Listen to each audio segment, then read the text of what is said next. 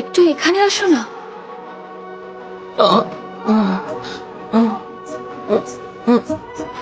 কি হয়েছে? সুটকেস খুলতে পারছি না।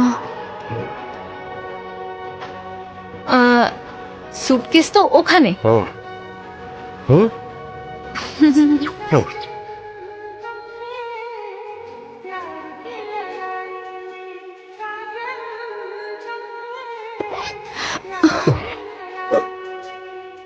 চেন আটকে গিয়েছে। ও ও চেইন আটকে গিয়েছিল। ভেবেছিলাম লক হয়ে গেছে।